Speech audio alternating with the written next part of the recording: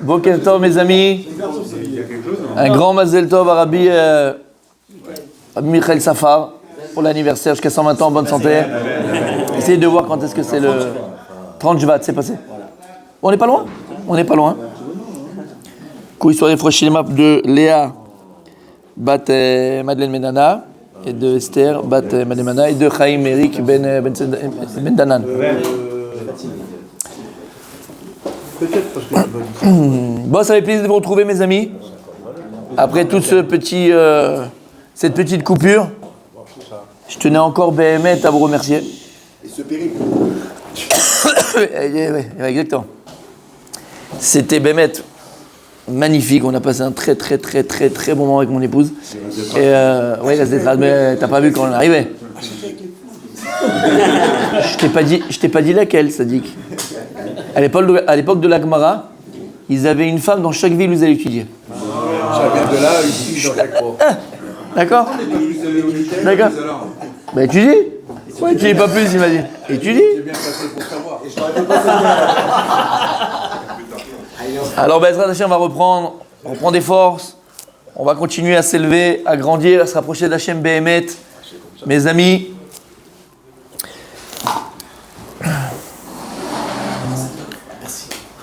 vous prenez souvent l'avion. Vous prenez souvent l'avion.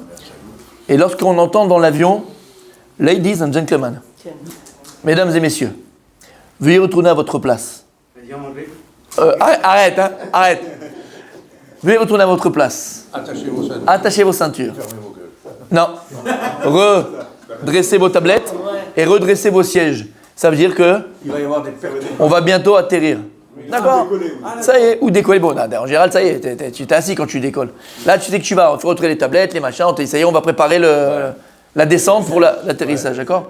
On est exactement à ce moment-là. Là, dans l'histoire du Ham Israël, dans l'histoire du monde, on est à l'atterrissage. Là, Kadosh Baruch Hu nous demande de nous asseoir, d'attacher les ceintures, les tablettes, redresser les sièges, et on va atterrir, mes amis. C'est Mashiach. C'est que c'est Mashiach. Sur 6 000 ans, ouais. L'atterrissage peut durer 200 ans. Quand tu es dans l'avion, l'avion, il ne peut pas atterrir en 5 minutes. La descente, il le met en 40 minutes. 40-45 minutes. Tu prends relatif, d'accord, le temps il est relatif, tu le prends en proportion, c'est pareil. Mais on est dedans, plein dedans. Am Israël devait rester combien de temps en Égypte?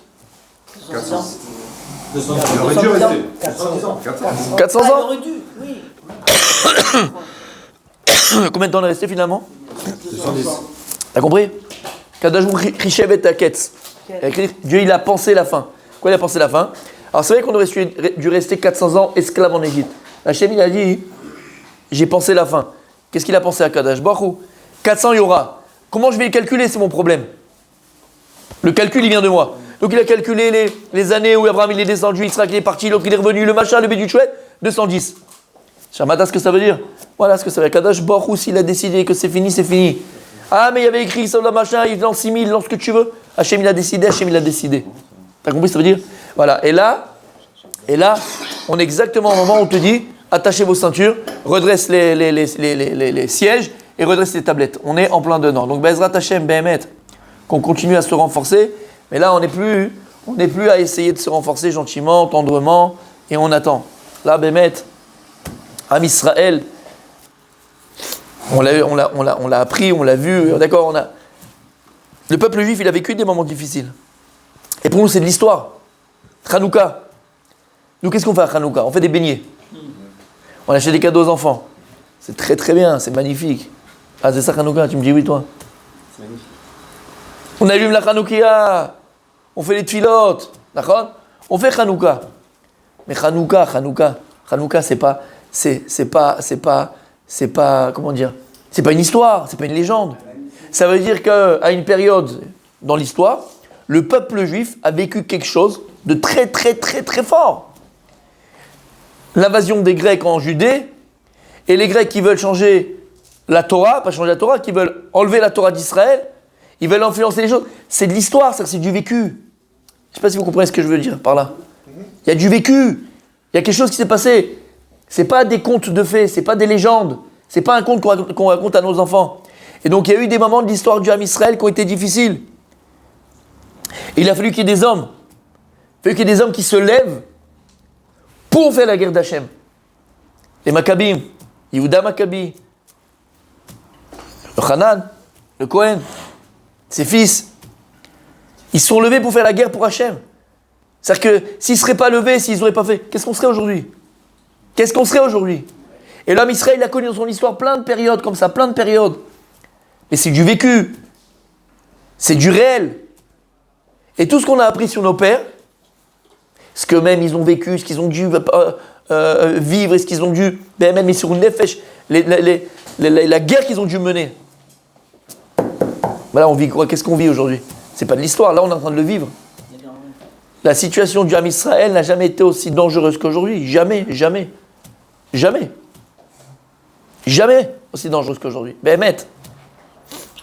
Je vous dis, après quand tu vois de près, c'est pas pareil. Bien sûr, on sait tous, on est tous sensibles. On est tous sensibles, on sait que tous nos frères, d'accord, qui habitent à la frontière avec Gaza, ou ceux qui habitent à la frontière avec le Liban, on sait très bien qu'ils ne sont pas chez eux, ça fait 4 mois. Tout ça, on le sait, bon, voilà, on le sait. Mais quand puisque voilà, on a été à Eilat, et que tu vois et tu vis avec eux pendant une semaine, ils étaient là-bas, ils étaient des gens du Nord, tu les vois, c'est plus quelque chose. Et je vous assure que ça change complètement ta vision des choses. Alors que tu pensais que tu étais vraiment associé à ça, et je vous assure. Mais tu te dis, oh, en fait, tu crois que c'est, je sais pas comment vous expliquer. Non, tu sais que ça existe, tu sais que c'est, voilà, c'est. T'es l'homme m'a fini, t'arrives pas à l'intérioriser. Mais là, tu les vois tous les matins, tu les vois tous les jours. Ils sont au petit déjeuner, ils sont au petit truc, tu vois les enfants qui rentrent de l'école. Après, t'es Shabbat avec eux, donc tu vas parler un petit peu, t'es à la synagogue. Ça fait combien de temps que t'es là? 4 mois, les mecs ils sont là 4 mois dans une chambre, elle fait 28 mètres carrés, avec 4 enfants. Aucune intimité pour les parents. Toi, t'es dans une maison qui fait 200 mètres carrés ou 150 mètres carrés, t'as envie de te mettre une balle, t'as envie de tuer le sniper avec les... T'en peux plus. Eux, ils sont dans 28 mètres carrés. Et on parle pas, bon, allez, il y a une centaine. On parle de 200 000 comme ça, 300 000 personnes, 400 000 personnes, 600 000 personnes. Combien ils sont? Combien ils sont? C'est tous ceux du Nord, tous ceux du Sud. Et nous, on est là, comme si de rien n'était. Alors, encore une fois, c'est compliqué, je vous assure, parce que moi-même, je suis pris une baffe un petit peu. Parce que je pensais vraiment, tu comprends ce que je te dis? Je pensais vraiment m'associer, comprendre. Mais c'est pas vrai, voilà, pas concerné. Et même là encore, on n'est pas concerné, malheureusement. D'accord? Mais là, tu le vois. Ça fait mal, ils sont là. Ils travaillent même pas. Tous les jours, la même chose. Alors, tu vas te dire quoi? Ouais, le mec, il a un hôtel de ouf, piscine, plage. Mais c'est les plus malheureux du monde. Il va y avoir des problèmes. D'accord? Les plus malheureux du monde. Tu veux pas ton chez toi? Faut mieux un chez soi qu'un grand chez les autres. Un petit chez soi qu'un grand chez les autres. Tu as envie de rentrer, ça y est. Tu rentres à la maison et tu te sens bien quand tu es à la maison. Tout ça pour dire quoi? Pour dire, Béhémet, on sent la pression de la Leda. On n'est plus dans Chevlé Mashiach. Chevlé Mashiach, c'est comment on appelle ça? Les contractions, voilà, qui commencent. Ça, c'était il y a 50 ans, 70 ans. C'était avec la Shoah, tout ce que tu veux. Là, c'est fini, ça. On est dans la Leda. On est dans ça y est, l'expulsion. Comment on appelle ça? Le bébé, quand il sort. C'est l'expulsion. On a perdu les os. Exactement, on a déjà perdu les os. Ça y est. Donc, Béhémet. À nous de nous renforcer. À nous de nous renforcer. Et Rabbi Adam, il m'a rappelé une chose. Avant que je parte, tu m'avais dit quelque chose. Et c'est tellement vrai, c'est tellement vrai. Tu m'as rappelé ce que j'avais dit à Rosh Hashanah. Tu te rappelles? Non? Super. Vous parlez beaucoup. On se parle beaucoup. Ah, c'est vrai. Et je me rappelais plus. Non. Et il m'a dit, je me rappelle, vous avez dit à Rosh Hashanah, imaginez les gens avant la Shoah. Juste avant, en 1939. Les Juifs, s'ils savaient ce qui allait arriver, mais quelle filote ils auraient fait, quelle fila qui pour ils auraient fait. Ils auraient brisé les cieux. Mais brisé les cieux, ils auraient tous jeûné, fait tu vois. Mais c'est Vadaï. Tu comprends? Et c'est ça en fait. Si on savait ce qui peut chasver shalom de grave arriver, mais quelle akafot on aurait fait? Mais quelle fila on aurait fait? Ça veut dire que notre fila n'était pas bien, Vadak, la fila était magnifique et tout ce que tu veux. Mais ce que je veux dire par là, c'est que voilà, Bezrat Hashem, on a le roi des rois avec nous. On a le maître du monde avec nous. On a notre papa avec nous. et Vadaï qu'il est clément, et Vadaï qu'il est miséricordieux, et Vadaï qu'il nous aime, et Vadaï, tout ça c'est sûr, c'est certain, on n'a pas de safek sur ça. Aval, à nous de montrer aussi notre amour à Kadosh Baruch Hu. À nous de montrer notre amour pour Kadosh Baruch Hu. On ne peut pas rester indifférent. Et là, on n'est même pas dans l'indifférence qu'on parle normalement. Béhémet, on se doit de se renforcer. On se doit de se renforcer. Mais de se renforcer de manière draconienne. Béhémet, draconienne. Quelque chose qui était trop dur pour toi de le faire, tu vas le faire. Quelque chose qui était trop dur. Aniloer, ça c'est impossible. Ça, je vais le faire. Parce que c'est impossible, je vais le faire. Et si nous, on fait des choses impossibles pour Akadosh Baruch Hu, Bevadaï ou Bevadaï, qu'Akadosh Baruch Hu ait des choses impossibles aussi pour nous. Et il le fait déjà. Parce que c'est un miracle qu'on existe. C'est un miracle. On est 14 millions de juifs dans le monde. Et sur les 14 millions, tu en as déjà la moitié qui ne savent même pas qu'ils sont juifs. Et la moitié qui reste, tu as la moitié qui sont réformistes ou juifs de nom. Même pas réformistes, juifs de nom. Il sait qu'il est juif. Il sait qu'il est juif. Dans la moitié qui reste de ceux-là encore, d'accord, tu as des traditionnalistes. Et dans la moitié de ceux qui restent encore, qu'est-ce qu'il y a que Bémet, on connaît Akadosh Baruch Hu, on ne sait pas. Tout ça, c'est les fils d'Hachem. Tout ça, c'est les fils d'Akadosh Baruch Hu, on est 14 millions. Combien on a d'ennemis autour de nous? Combien c'est la faute du juif? C'est la faute du juif. Dans le monde, c'est la faute du juif. Regarde aux États-Unis, comment ça se passe. Je me dis, non, les États-Unis, c'est les juifs. L'université aux États-Unis. Regarde au Canada. Regarde en Angleterre. Regarde en France. Regarde dans le monde. On est entouré de loups. De loups, on est entouré de loups. Et Akadosh Baruch Hu, il les retient. Donc c'est sûr qu'Hachem, il montre son amour. C'est sûr qu'Akadosh Baruch Hu, il montre sa clémence. Mais à nous de lui rendre. Et on dit ça tous les soirs dans Arvit. Tous les soirs dans Arvit, on dit Akadosh Baruch Hu, Alken. Ahavat olam ahavtanu. On dit Akadosh Baruch Hu, tu nous as aimé un amour éternel. Et tu as donné la Torah. Et tu as donné Alken. C'est pour ça. Quand je me lève et quand je vais, alors j'étudie ta Torah. Alors l'amour qu'Akadosh Baruch Hu nous donne, on est redevable. On doit lui rendre cet amour-là. Donc, Béhémet, Ezrat Hashem, voilà, qu'on continue à grandir ensemble, qu'on continue à se renforcer ensemble, dans la hardoute, Béhémet dans la hardoute, dans l'unité véritable, d'accord? Je répéterai jamais assez. Eze Washir, Asamer Bechelko.